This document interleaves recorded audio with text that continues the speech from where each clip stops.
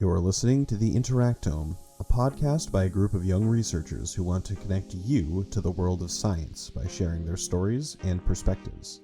Just in case their bosses are listening, they want to remind you that the opinions expressed here are their own. They also want to remind you not to take anything they say as medical or professional advice, as they are not doctors. Not yet, anyway. Stay tuned about that. And, without further ado, welcome to the Interactome.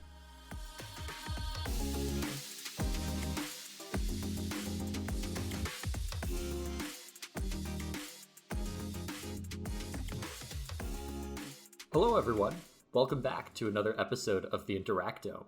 I'm Joe, one of our many hosts, and I'm here with a few other good people tonight.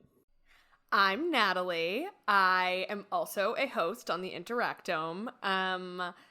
If you're familiar with the show, you're familiar with me. So happy to have you back. And if you, this is your first time listening, I work in corporate communications. Oh, fancy. And apparently you are the most memorable person here, right?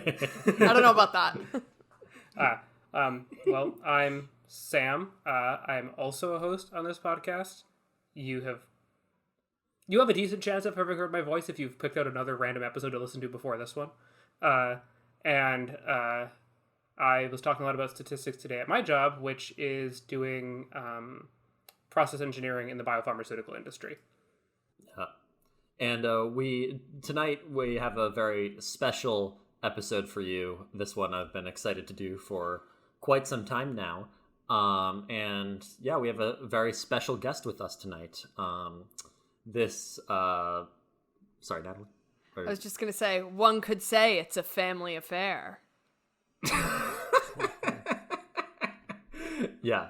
Why is no one laughing louder? Do we hear eye rolls on audio? Yeah, we can add that. I think you can now. So yeah, our guest tonight is my dad, former FBI or retired FBI special agent Scott McGon, who I can't refer to him as Scott McGon. I can only refer to him as Dad. I hope you all understand. So yeah, Dad, thanks so much for joining us. Joe, no pleasure. offense. I can't refer to him as Dad. I will be referring to him as Scott. But yeah, that's all fine. Whatever gets us through. Yeah. So I think one of the reasons I wanted my dad to join us is because he's been really the example of what a good investigator is for me. Certainly, like the kinds of investigations that I do as a life scientist, as a molecular biologist, are obviously very different from the kinds of investigations that we'll be getting into tonight. But like seeing kind of there are a lot of things that are very similar between investigating crimes, cases that involve people, and just investigating what happens with molecules. Like, obviously there are differences as well, but I think a lot of the key themes about like just how one investigates well are things that my dad set a really good example for, and that I try to emulate in my work. Though obviously, I think my work's a little less high stakes in a lot of contexts. But yeah, that's where I'm coming from with this, and I'm really excited to have you on, Dad. So thanks for joining us. Hey, thanks, Joe. I think you're right. There are a lot of similarities in investigations throughout the sciences and throughout the criminal justice system as well. You don't see them usually in the same sentence, both of those topics. But investigation is investigation in many forms. So, for instance, we tend to have in the criminal world have slippery subjects, people who obfuscate where they are or what they're doing. And I'm sure the same is so with the sciences, where you have solutions that are elusive, molecules that don't react the way you expect them to. I'm sure there are some of those similarities as well. Oh, yes. Oh, yeah. Those molecules aren't committing crimes, though, which I think relates Hey. to kind of what... I mean, maybe they are. Speak I'm not for yourself. I'm sure there are some biological or bioscience investigators who felt that the reactions that they have gotten into the test tube are criminal in nature. So Yeah.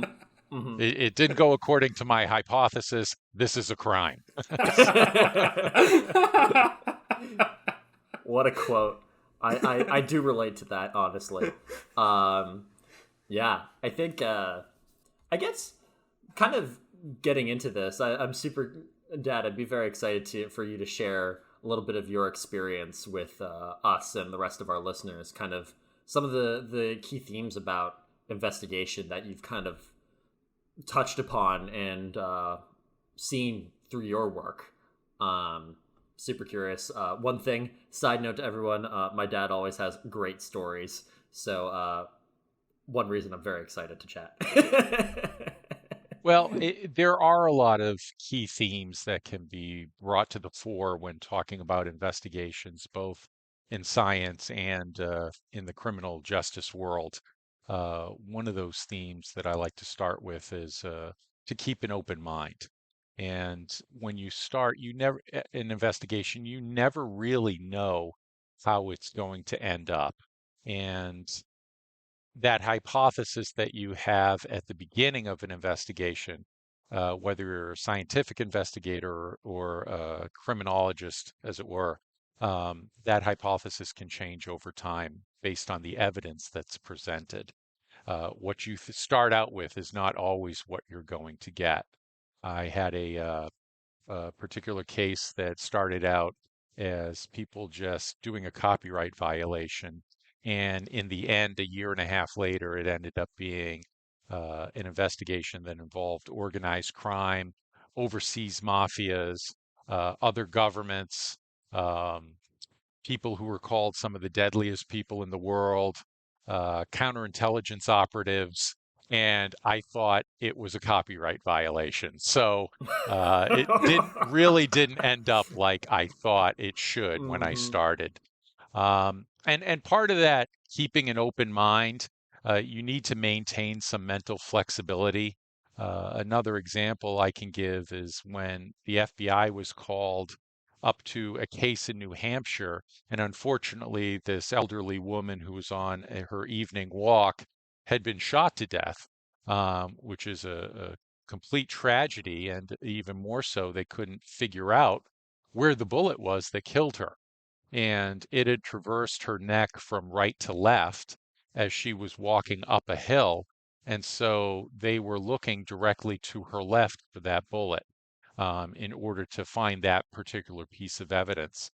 And eventually they couldn't find it after 3 or 4 days of looking, and they called the FBI. And being part of our evidence response team and doing bullet trajectory as kind of a hobby of mine at the time, uh, I went along on the crime scene to take a look at it. Now, recognize that the crime had been committed 3 or 4 months earlier by the time they called the FBI, and it was kind of like a Hail Mary pass for them.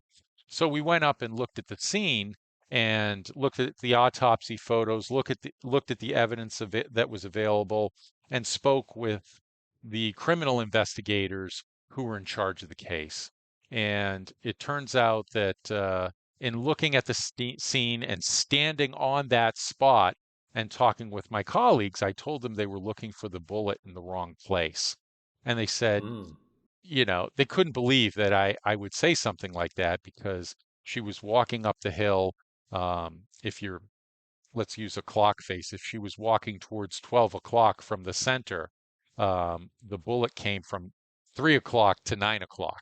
So directly from the right side of her neck through to the left side of her neck. And I said no, because a woman walking at night would always look behind her to her right if she was on the left-hand side of the road. She would look behind her to her right for somebody approaching her, especially in a car. It was someone shot her from a vehicle. she would look to her right to see what was going on. And in doing so, she would change the angle and thus the trajectory of the bullet, where it came from and where it went. And so, based on those thoughts, I established a new trajectory for the bullet and figured out, based on doing a number of different mathematical calculations, based on the different kinds of bullets that it could have been. And we came up with a new trajectory, long story short. And in looking around and getting our evidence response team up there, a bunch of FBI agents searching the ground with metal detectors and looking for this bullet, my trajectory was off by about 2 feet in the end. So it was 2 feet off of Nice. the laser line that I established. And so big win for us, especially in the eyes of the Yeah. local police. By not keeping our mind closed, by trying to think of the entire scenario, um, and bringing an element of practical thinking to it, we were able to find the piece of evidence and find the bullet. And can I ask a question kind of Sure. that came to mind while you were talking about that? I always, I try to keep an open mind in my life, I suppose. I can We be all like stubborn. to think we do. Right, of course. But I feel like, it's human nature to always, it's easy to get your judgment clouded, or I don't know if judgment's the right word, but kind of the way you perceive things.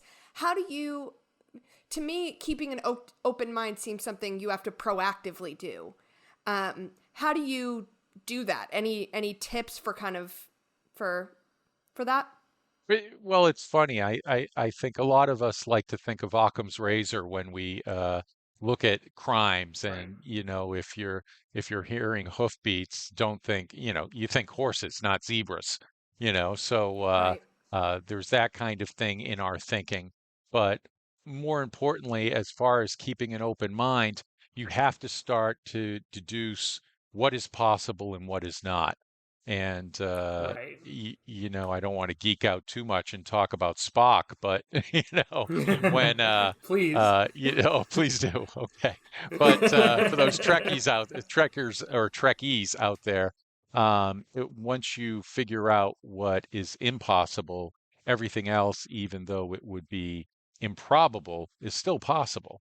So, in order to keep an open mind, you have to figure out what absolutely could not happen, and then everything else is still on the table. And even though it may be unlikely, and sometimes you see that in cases where things are unlikely, but yet they still happen. I Yeah. think that that's true with any scientist, right? I think we all encounter that. I also think that your story is really interesting because, um, like talking about like ballistics and stuff, and you're talking about like lasers and math and all these things that you're picturing like a sort of like that CSI context sort of thing. At the end of the day, it was just human judgment that enabled you to solve the understanding how people work more than it was all the trigonometry and lasers. And I think that that's like kind of wild to hear all that in like the same sort of thing. It's like, no, well, how do people react to a situation was far more important than all the math was. And that's kind of, I think, a really, really interesting takeaway. Yeah, Sam. In certain situations, many people will act the same way. Many people will act in their own self-interest. They'll act for their own survival, certainly. Not every situation, but in many ways, we're more alike than we are dissimilar in how we react to things. Especially when it comes to behavior. Yes. Yes. And in this instance, most people walking at night, if a car drives up on their right side from behind, they'll turn their head to look and to see who it is. They're probably not going to identify them. They're probably not going to know the car, especially at night.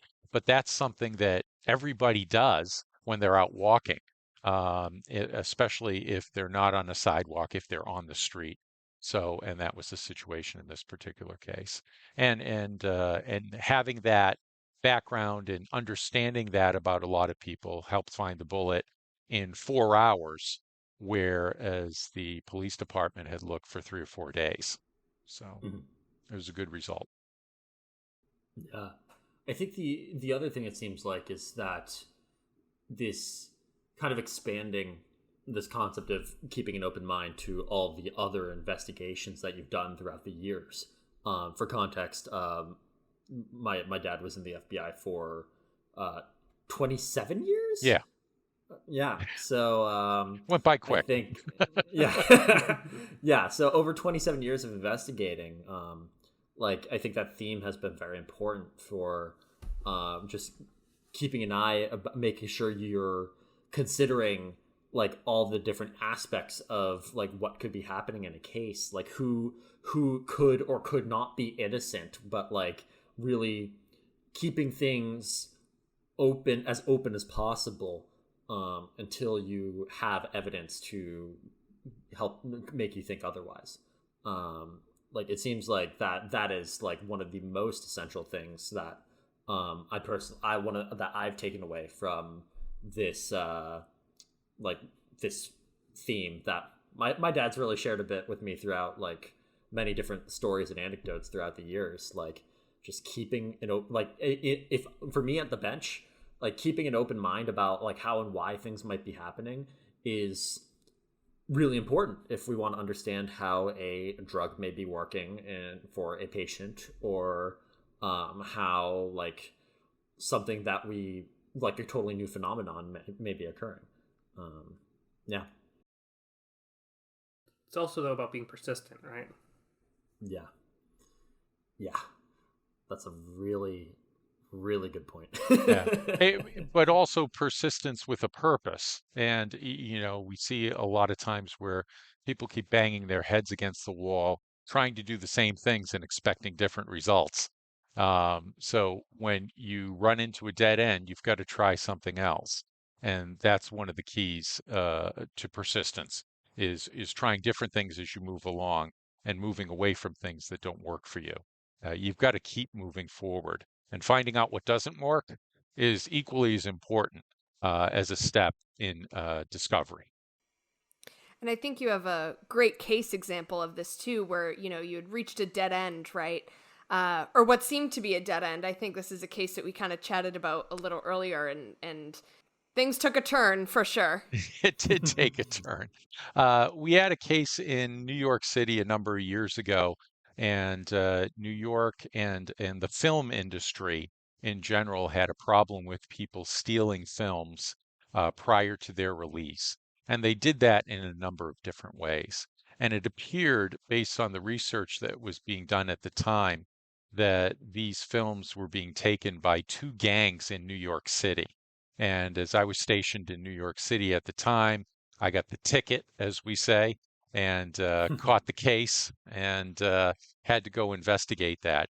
And one of the main ways of distributing film at that time was through DVDs. And so they were doing DVD piracy. And these particular pirates, like I said, were from two different gangs that I got to know from a distance at first, and then I became introduced to some of their members. But during the course of that, we started some undercover work and started buying some of these master DVDs on the street and in New York City. And our contact for buying them was a lifelong criminal. And we started working with him. And eventually he said that our FBI undercover agent owed him extra money. And that wasn't true because we were fairly meticulous with our expenditures and our record keeping. And he certainly was not, being a criminal.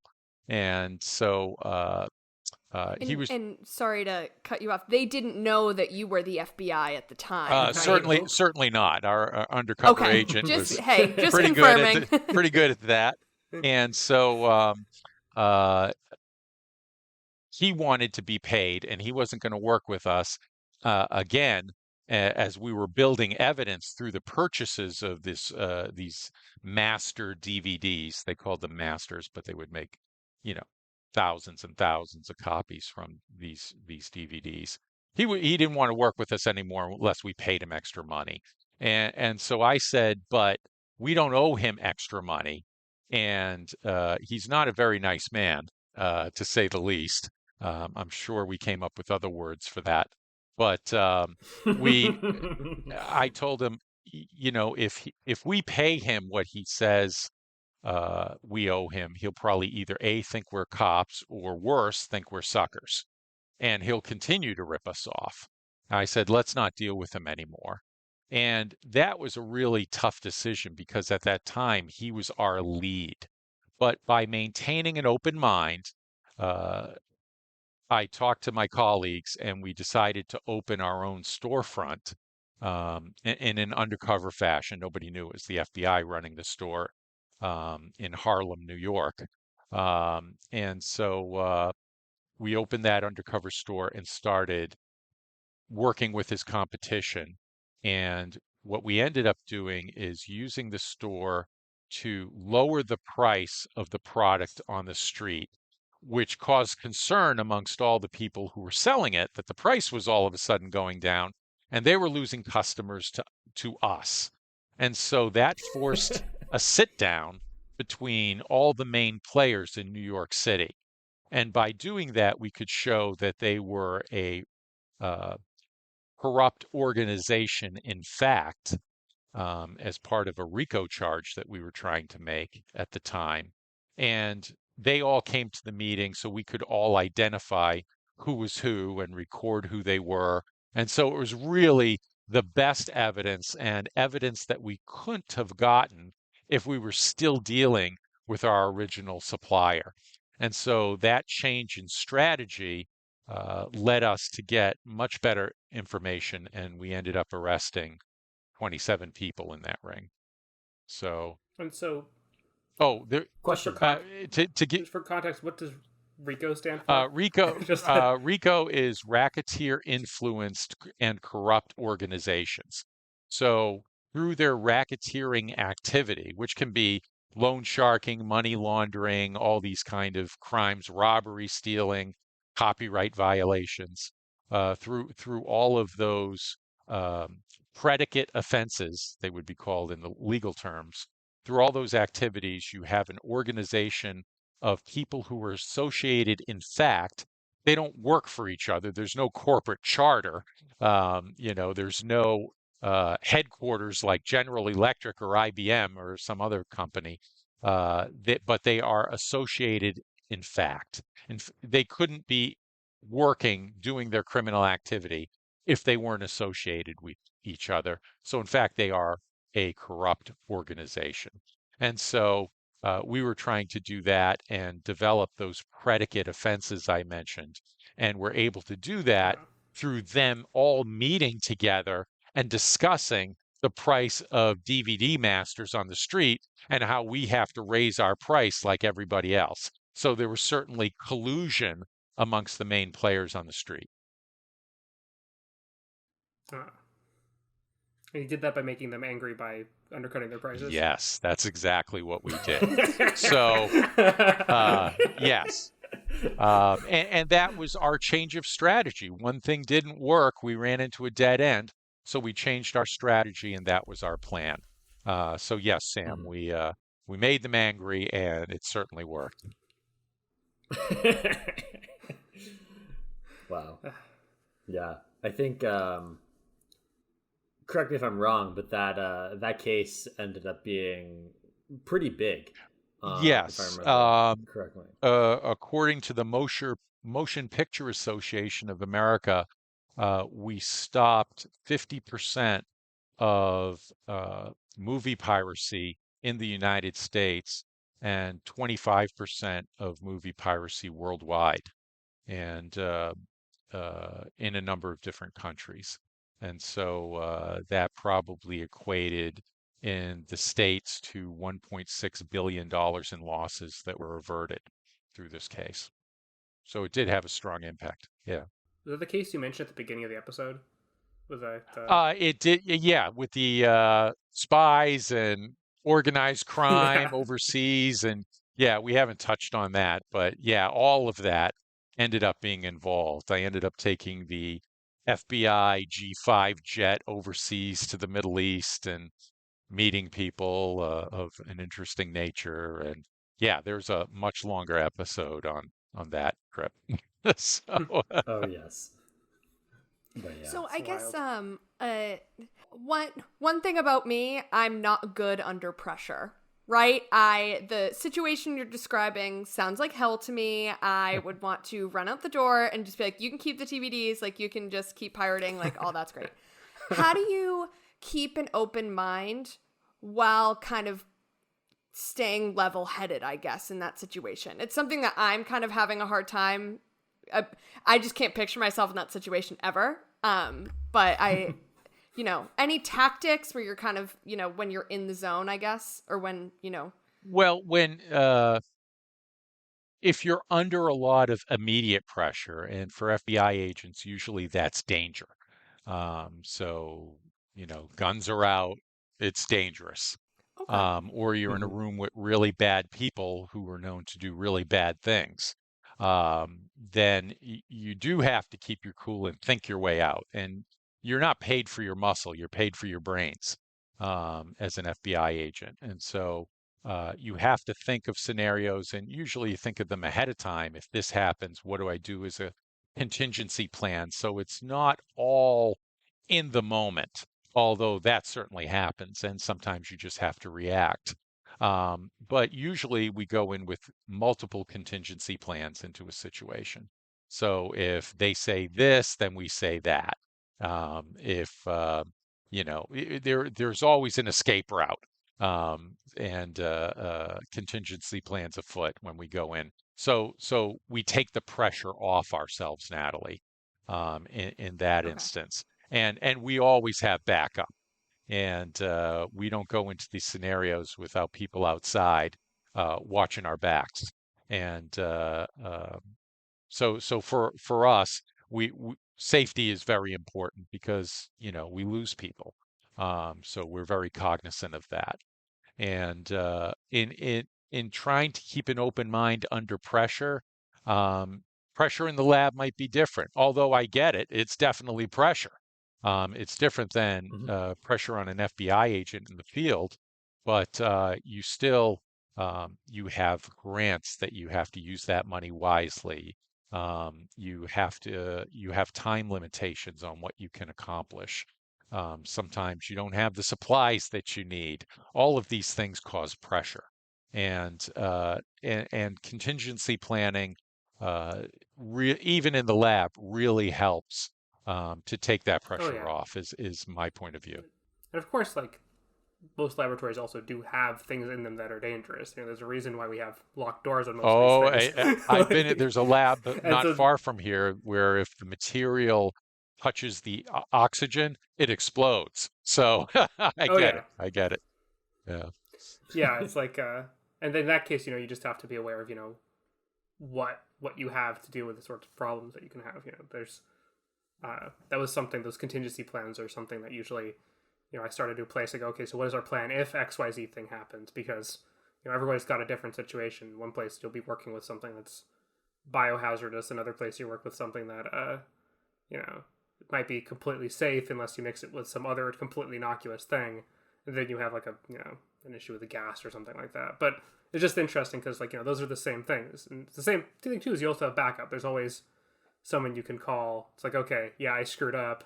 There's always the phone number on the wall for Yeah. that. And I was just I, thinking about that. I will say this to the group that I did a lot of work with Moderna during the COVID outbreak before they had a vaccine, and there was Operation Warp Speed was started by the Trump administration back then, and got us, the FBI and the U.S. government involved because the government was giving 1.2 billion dollars to various companies to try to develop a vaccine.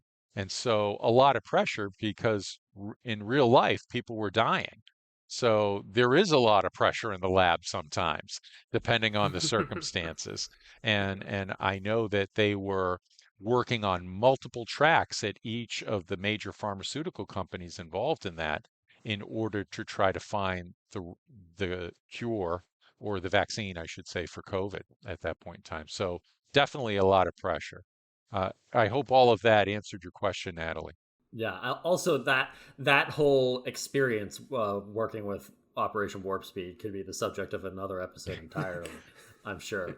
But yeah, that like I have to say, like watching that kind of from the background, like it was some pretty cool stuff.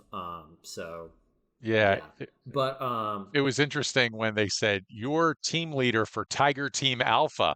And I said, "No, I'm not." I don't even know what that is. And then, but Oh no. that was a phone call one morning. So you want to talk about acting under pressure.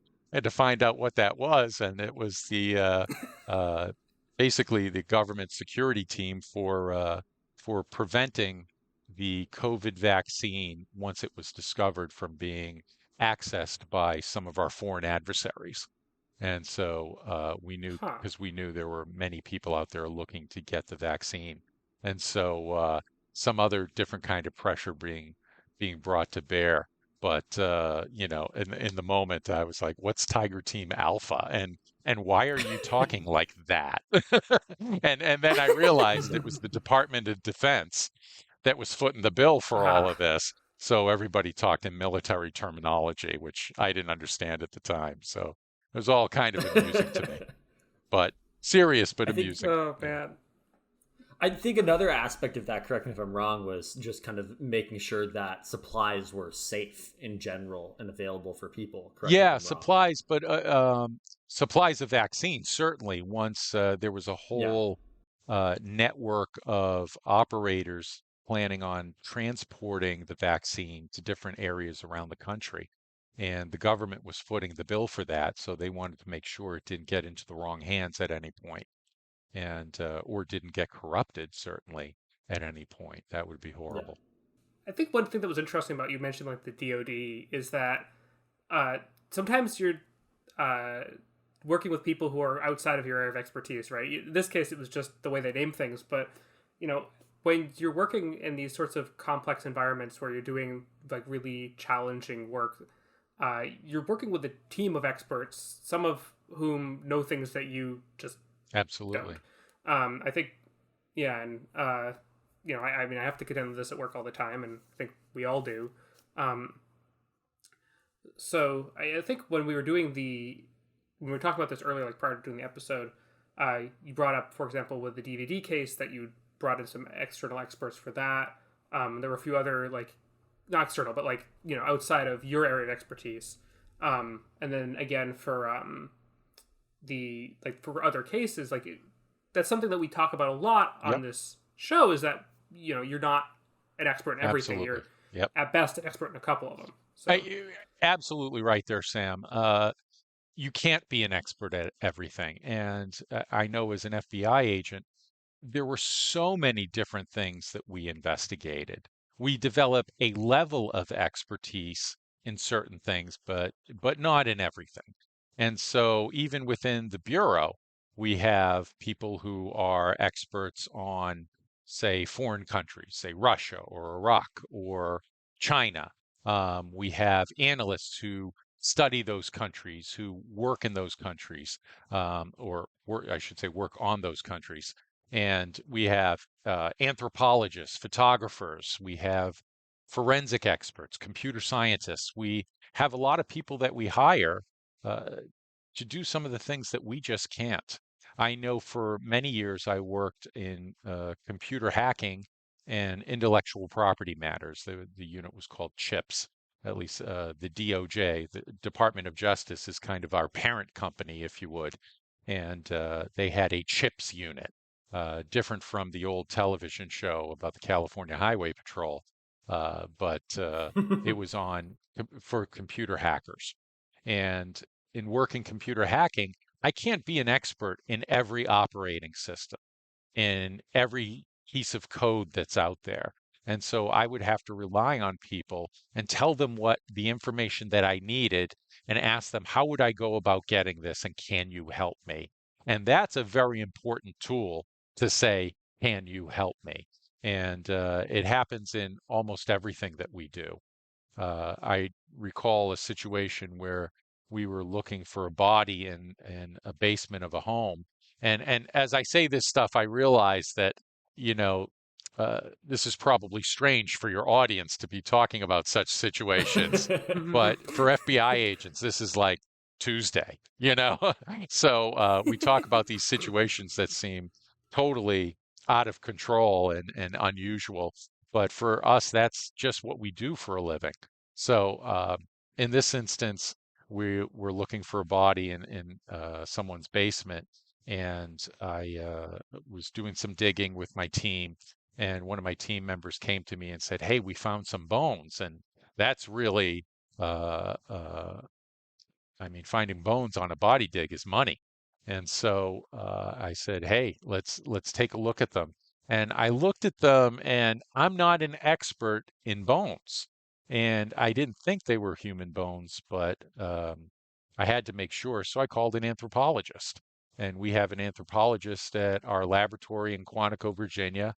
And I gave her a call and asked her to verify whether these were human bones or not. So I texted her some photographs, and she said, "Nope, they're not human bones. Keep digging." And so we kept digging, even though people were trying to speculate that these were human remains. And word got out that we had found bones, and the next thing I know, there were helicopters in the air and reporters were everywhere, and it was quite a crazy crime scene. But we had to let them know quickly that they were animal bones, not human bones, and then everybody left the crime scene. So. But you do have to work with those experts. And interestingly enough, for that same particular crime scene, we have a team at Quantico, which is where our academy is, where the FBI laboratory is in Quantico, Virginia, on the Marine base. We have a team there that came up in a truck that's the size of a fire engine, and they're an engineering team that this house was ready to collapse, so they shored it up. It was tough to breathe in the basement because of all the dust, so I asked them to put in an air filtration system, which they did. And somebody locked themselves out of their car, and I said to the team leader of this team, "Hey, can you get her back into her car?" He said, "Sure, boss, we'll take care of it."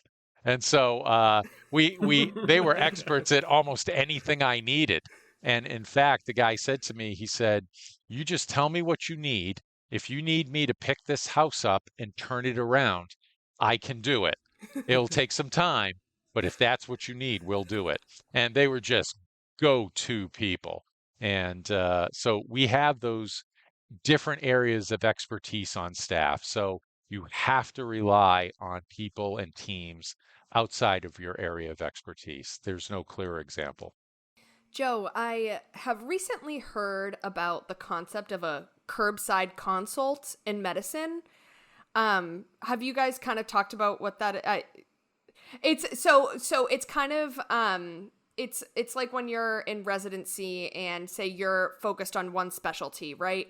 And or you're like an ER doctor, and somebody comes in and they have a heart condition, or they're talking about heart palpitations or something, and you're not quite sure what it is, so you reach out to your friend that you went to medical school with that's a cardiologist. And maybe they call it something differently at something different at Penn, but it kind of sounds like, Scott, what you were talking about was kind of like a curbside consult in a way, where you're like, I think I know what this is, my expertise, I'm looking at these bones, but I'm going to reach out to the expert kind of and chat asynchronously just to confirm. You can call it phone a friend, so like in the old game shows, phone a friend, get some info. We usually say, "Oh, I know a guy," or call somebody who can help us out. You need. Sam usually says, "I know a guy," and we get concerned. Hey, sometimes that guy's Joe at work. I was working on something, and I was like, "Oh, you know what? I know maybe Joe can help me with this." Like, sitting there texting Joe. And I think our chat for the podcast, I'm like, "Can you help me with this thing?" Yeah, for us, we would do those consults on a regular basis at every crime scene I think I've ever been to. It was, "Hey, I know a guy who can open the safe," or or I know a guy who can get us a bulldozer real quick, and so it's the strangest thing, but you need to know those guys. So You got to rely on outside expertise, no doubt about it. Absolutely. And I haven't actually had a chance to be on the clinics yet. That's coming up in about 6 months for me.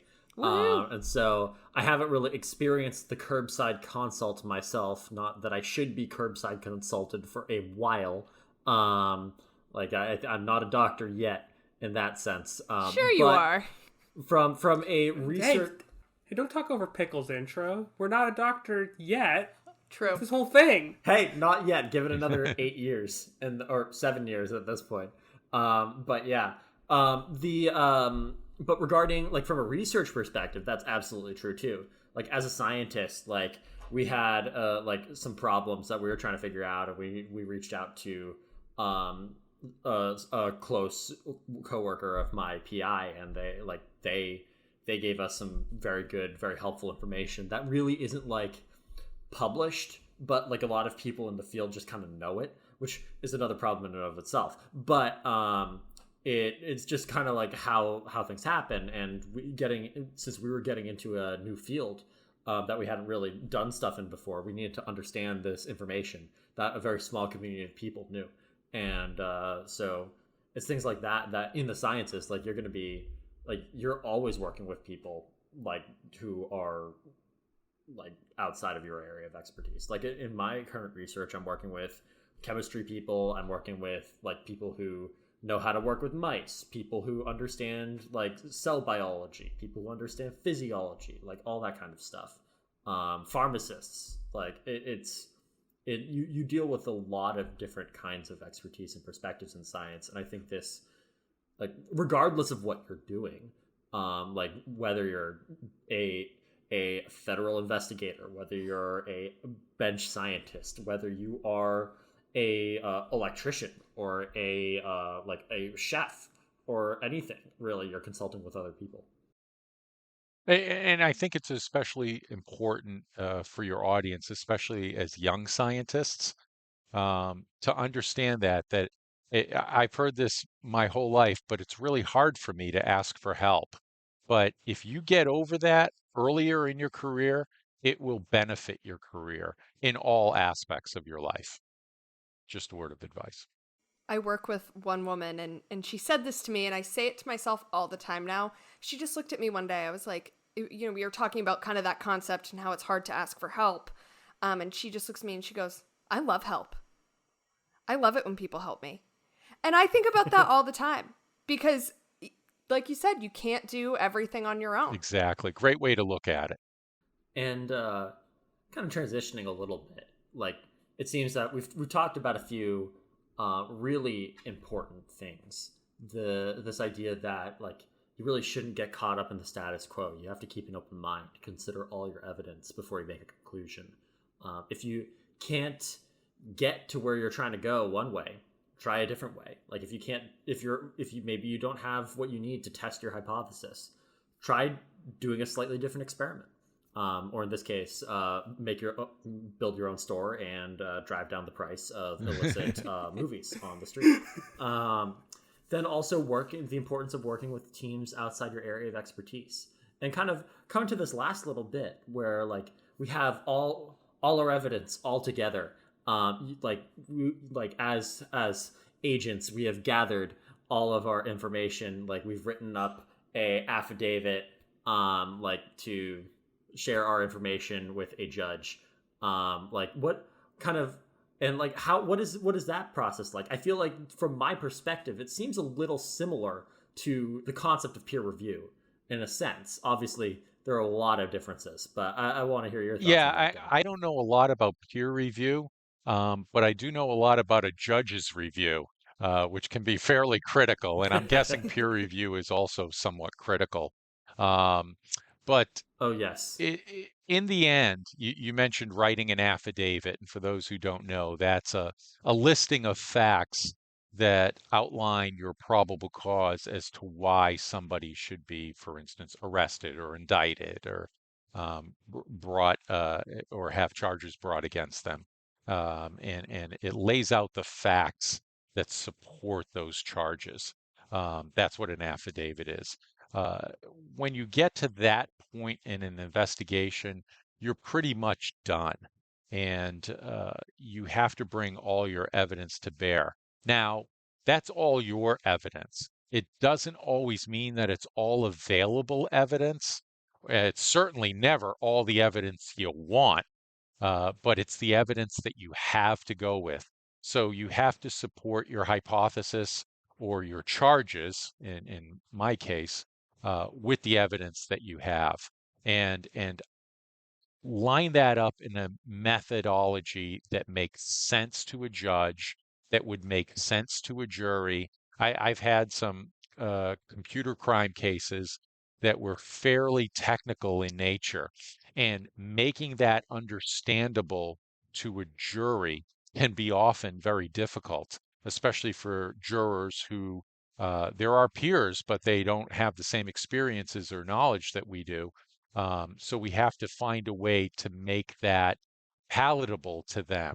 You may have to do the same thing in peer review, in that you change the way you write about something, or somebody points out that your data may indicate that this paragraph needs to be tweaked a little because it's not exactly what you said. And if I'm beyond my area of expertise, Yes. let me know. That's No, a very that- polite problem. That's to a have. very that's a yeah that's Okay. that's accurate. Let's just say it's usually reviewer 2.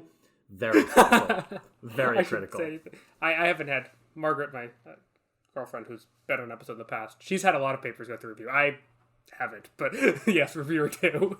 For context, there's this inside joke in the scientific community that usually people have 2 to 3 like anonymous scientists reviewing the manuscript that they're submitting to the journal, and there's kind of a joke that like reviewer number 2 is always incredibly harsh. Like literally none of this evidence supports the data level harsh. Or none of this data supports Now your I'm hypothesis tracking. level harsh, which is a little bit of an exaggeration, but like sometimes you do encounter that, and it's your responsibility to either get more information or reassess the information. I know you that have. guy. We call him Redacted. so. Are you Probably allowed to not, say but that? Hey, it's kind of.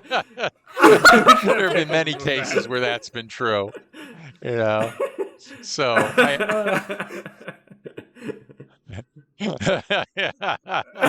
had Redacted. once. I got the mafia accountant to confess, and I had the documents and the accountant, and he's like, "Well, who's going to corroborate the accountant?" I said, "Listen, you knucklehead," or words to that effect. You don't Language. get more than the accountant for the mob. I mean, that's all you get, you know? And if you can't do it with that, well, how can I believe him? I can't help you. I can't help you. Oh my gosh. I had worked so hard to get this guy to flip. And Redacted. didn't think it was good. So yeah, we call guy number 2. What is peer review number 2? That person, review number 2. Reviewer Yeah, number yeah.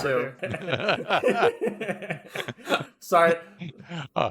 I was at a conference in Phoenix about a year and a half ago, right before I retired, and it was all old FBI agents, retired FBI agents. It was the Society of Former Special Agents.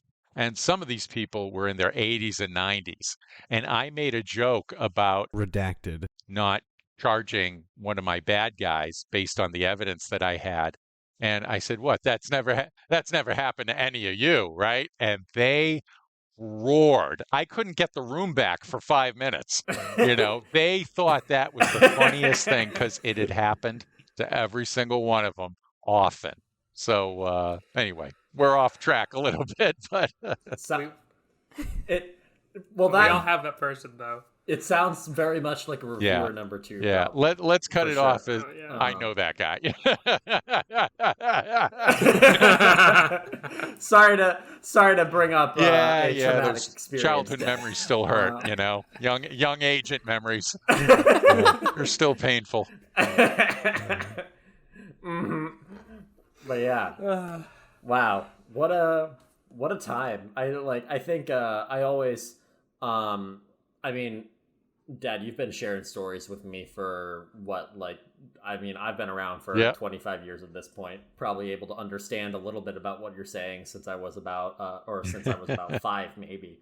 And so, like, 20 years of all these stories, and I'm Yeah. still learning new There's things, a lot. like, every day.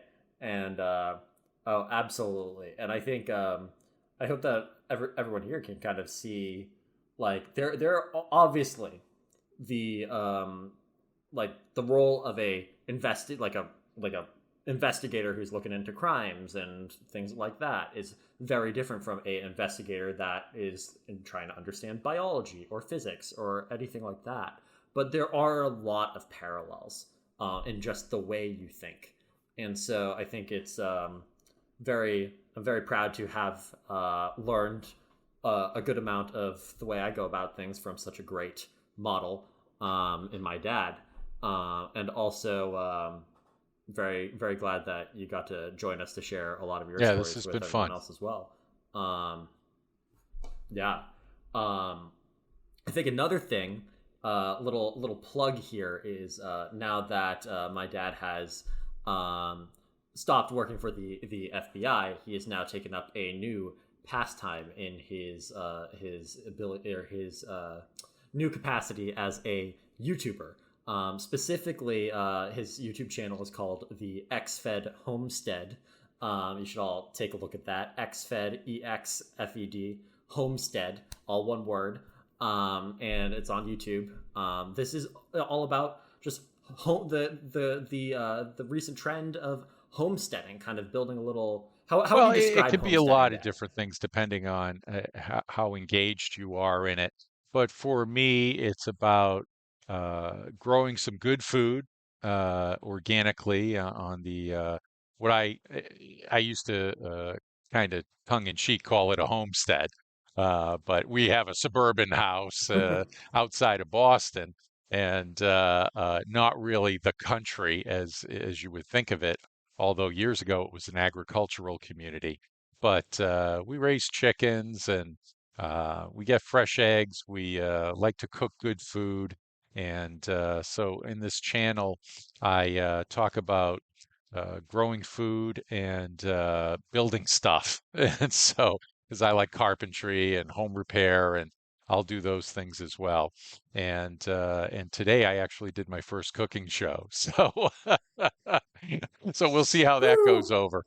Um, but you know, you have Exciting. to enjoy what you're growing, and there's no other way to enjoy it than cooking it. So I figured I'd show my viewers that as well. And so it's a creative outlet for me, and something that has nothing to do with bad guys, nothing to do with guns and craziness in the world. It's just growing plants and food and raising chickens, and life is good. So that's what it's all about for me. Your Absolutely. one-stop YouTube shop for all things Yeah, dad advice. we could do So that too. everyone go check it out. I take it, Natalie, you've watched a bit. I have. I've tuned in. One of my best I've seen the first subscribers. Yeah. Yeah. Just also I think my dad was not like, he didn't explicitly ask for this plug, just putting it out there. I think we're all enthusiastic about the channel having seen it herself. It's been fun. So Yeah, it's fun. Yeah. Yeah, absolutely. And after all these years working in the FBI doing a lot of crazy things, I think you deserve A little some time to downtime just is rest good and for relax, everyone. which- Remember that, you scientists out there. A little Absolutely. downtime is good for everyone. Oh, So yeah. yeah, We need yeah, that you got to reminder. get your head off the lab bench once in a while, you know. Mm-hmm. Absolutely. But yeah, Natalie, you want to... Yeah, I'll wrap Wrap it it up. up. You can find our team at Interactome_media on Instagram, or at the Interactome on, I guess it's X now, formerly Twitter. And X and Sam, what's our Mastodon? It's interactome at universidon.com. We're also on YouTube as well, and we're available wherever podcasts are shared, because this is free, not sold. Yeah. All right. And we'll see you next time. Yeah. Hey, thanks a lot. for joining This us, was a Dad. lot of fun. Thank you guys for inviting me.